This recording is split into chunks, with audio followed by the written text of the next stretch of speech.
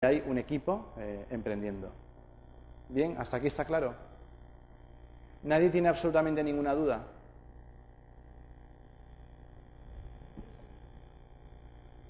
Antes de explicar la dinámica del círculo, ha explicado otro proceso que llamamos que es el de conciencia y autoconsciencia de tu creencia, luego Sí.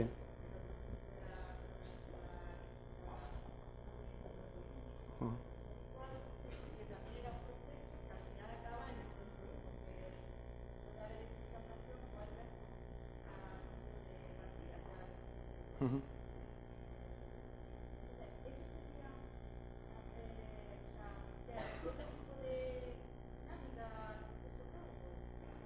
Vale, sí. Esta pregunta te la puedo responder ahora. Ese gráfico lo que trata es de explicar cómo funciona nuestra cabeza durante ese proceso, durante ese modelo GROW. Y el GROW es la explicación práctica de cómo se hace una sesión de coaching. Defino contigo el objetivo, exploro la realidad, miro las opciones y defino un plan de acción. El cuadrante de la toma de conciencia, responsabilidad, etcétera, es cómo funcionas tú dentro conforme eso va aplicando en ti. ¿Me explico? Bien, fases de equipos. Bueno, Pablo Cardona y Helen Wilkinson del Instituto del IES, ¿vale? Hicieron un paper, una aplicación bastante interesante en la que se habla de las fases de los equipos. Ellos hablan sobre todo de formación. Esto es cuando se emprende un proyecto nuevo, cuando se comienza una cosa nueva, un negocio nuevo, incluso un área de negocio dentro de una empresa ya creada, ¿vale? Se forma un equipo, primero se conocen y se exploran. Luego viene la fase de debate, que es cuando se exponen ideas y puntos de vista. La tercera fase sería la organización, que es cuando se decide el plan de acción, objetivos y pasos que vamos a dar. Y la cuarta es la puesta en práctica del plan de acción, de colaboración y cooperación para obtener resultados. Esa sería, según Pablo Cardona y Helen Wilkinson, la creación de un equipo. Cuando emprendes un negocio nuevo dentro de una empresa ya creada. Si os fijáis, el coaching tiene de nuevo mucho que aplicar aquí. ¿Por qué? Porque hablamos de objetivos, planes de debates, planes de acción. Podríamos estar hablando perfectamente de un modelo GROW que os he explicado invertido. ¿Lo veis? Aquí hablamos, fijaos, en el plan de acción sí que es la W del modelo GROW que os había explicado. Sí que es verdad que los objetivos se ponen aquí. En coaching se ponen siempre al principio. Pero es bastante similar y recordad que os decía que el modelo GROW es nada más un modelo que se ha de coger de manera flexible, ¿vale? Pero que es de sentido común y es aplicable en cualquier contexto. Aquí, como veis, tiene muchas similitudes con el proceso y con la sesión de coaching en sí. Bien, ¿cómo puede ayudar el coaching en este contexto? Bueno, pues cuando tú estás haciendo preguntas a una persona, estáis vosotros dos juntos en un equipo de trabajo y yo te hago preguntas respecto a su aportación, a su rol, a lo que esperas de ella, etcétera, y a ella le hago preguntas respecto a su rol, a cómo lo ve, a lo que espera de ti, etcétera, se va creando ese conocimiento, esa exploración, se va formando ese equipo emprendedor inicial. ¿De acuerdo? Cuando os pongo a los dos a debatir, ¿vale? A daros feedback, a debatir, a exponer vuestros puntos de vista, entramos en la segunda fase. El coach puede actuar en ese caso como un elemento anexo y no suele intervenir.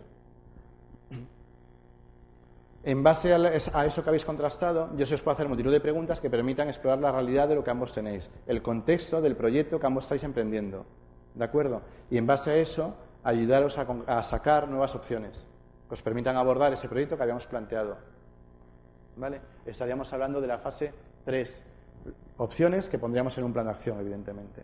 Los pasos que vais a seguir vosotros dos en base a todo lo que hemos hablado antes. Y después la puesta en práctica, que es lo que decía Carlos, en 3 sesiones. ¿Vale? Estáis montando el proyecto, suceden los 3 primeros pasos conmigo y el 4 lo hacéis vosotros. Volvéis y empezamos de nuevo. ¿Me explico? ¿Hay alguien que tenga alguna duda respecto a la metodología? Ya sé que está bastante rápido explicado, no es fácil explicarlo en poco tiempo. ¿Alguien tiene alguna duda respecto a esto? Que yo lo explico con calma.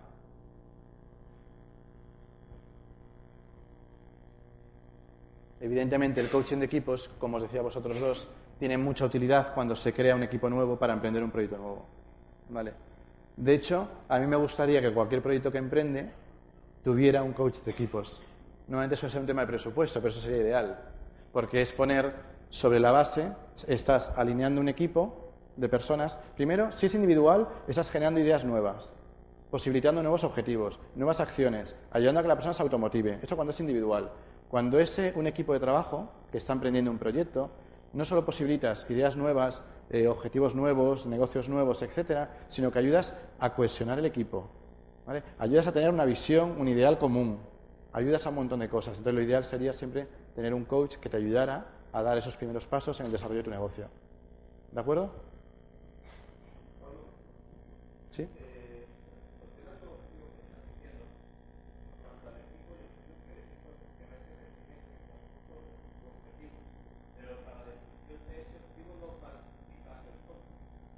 Vale, es una pregunta más compleja. Me gustaría que la anotaras de alguna manera y me la hagas ahora en ruegos y preguntas. Y te lo explico con el diagrama, ¿vale?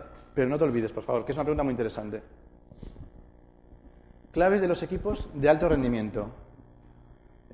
Yo aquí ya llevo la creación de un equipo a la maximización, al máximo desempeño de ese equipo, cuando emprende cualquier proyecto. Yo creo que si emprendes un proyecto hay que hacerlo con ilusión y con las máximas expectativas. No solo con el ideal, no solo con ideas nuevas, sino con las máximas expectativas, con aportar algo nuevo a la sociedad. ¿De acuerdo? Para ello, el equipo tiene que ser del mayor rendimiento posible, o lo que yo llamo un equipo de alto rendimiento. Las claves para Buchholz y Roth, para mí son los que mejor definen cuáles son esas claves. Hay muchísimos autores que definen las claves de equipos de alto rendimiento. Sería liderazgo participativo. Es decir, que en un equipo que está empezando un proyecto, o incluso que hubiera empezado, que este liderazgo sea compartido entre varios. Que la gente pueda participar, ¿vale? No el liderazgo autocrático, el liderazgo impuesto, ¿de acuerdo? No el típico jefe de toda la vida, para entendernos. Responsabilidad compartida. Si el liderazgo se comparte, también se comparte la responsabilidad, por supuesto. Comunidad de propósito, el por qué y el para qué, el ideal, el sentido, la visión. Una buena comunicación entre cada uno de los miembros.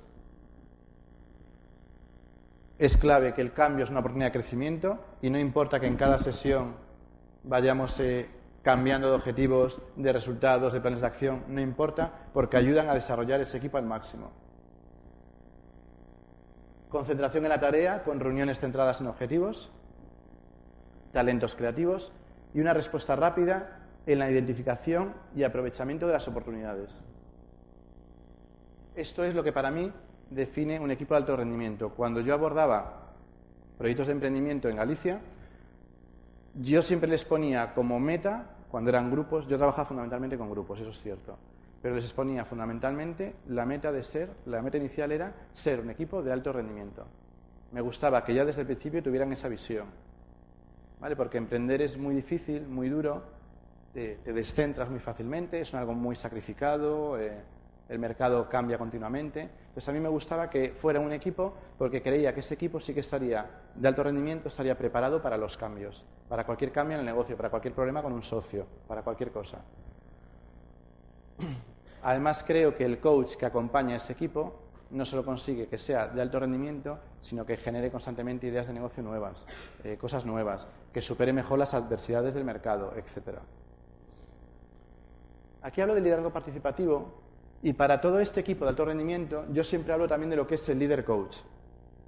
El líder coach estaría en ese cuadrante que hemos definido antes, de la formación, la consultoría, etcétera, en la mitad también, como el orientador escolar, por ejemplo. Líder coach en una organización no es un coach, no es una persona que hace coaching, sino que tiene determinadas competencias de coach o que trabaja el liderazgo o fomenta el liderazgo basado en el coaching. Vale, ¿qué quiere decir esto?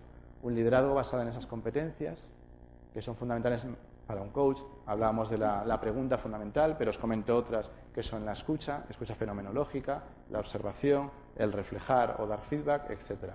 ¿Vale? El líder coach a día de hoy está muy de moda en las organizaciones y es para mí importante que cuando comienzas un proyecto todas las personas tengan la capacidad dentro de ese proyecto de ser un líder coach, que tengan esas competencias de líder coach, ¿vale? ¿Por qué una persona no es tan fácil que sea, y ya no hablamos aquí solo de emprender, coach dentro de su propia organización? ¿Quién me puede dar esa respuesta?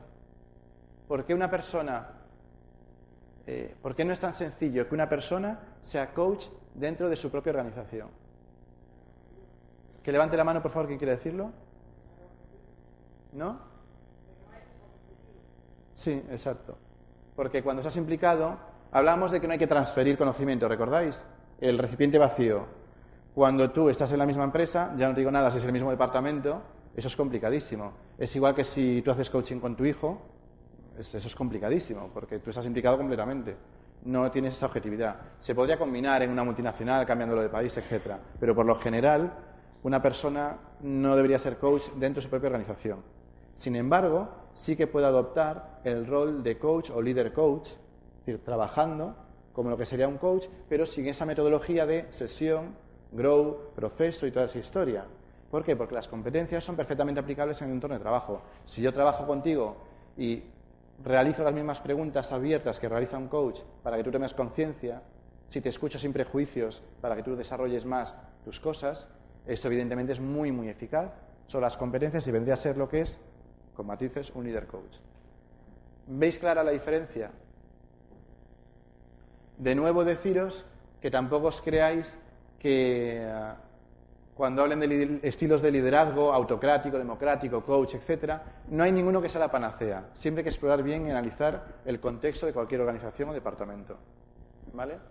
Yo soy partidario de ese porque me parece el que más desarrolla, pero seguro que hay algunos que tienen sentido en otros contextos. ¿Bien? Tiene un estilo de liderazgo basado en coaching. Él no impone, él pregunta y te dice, bueno, ¿y cómo lo has hecho? ¿Y qué puedes hacer mejor la próxima vez? Vale, y de esto que has descubierto, ¿qué es lo que te aporta un valor añadido? Etcétera, etcétera, etcétera. Tiene un estilo de liderazgo basado en el coaching. Tiene competencias de coach. Bueno, competencias son, para quien no lo conozca, habilidades. Vale, y las competencias también, para quien no lo sepa, han de estar basadas en indicadores observables, en conductas observables, en cosas que se puedan ver, tangibles. ¿De acuerdo? Eso es muy importante. Vale, porque veréis que en el ámbito del coaching hay multitud de competencias a nivel mundial, etcétera. Bueno, no todas las competencias son realmente competencias, porque no están basadas en indicadores observables. ¿Vale? ¿Competencias fundamentales de un coach? Pues como os decía, es la observación, la pregunta, la escucha y el reflejar.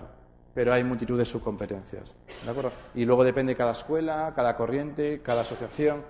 Pero esas yo creo que están presentes absolutamente en todas.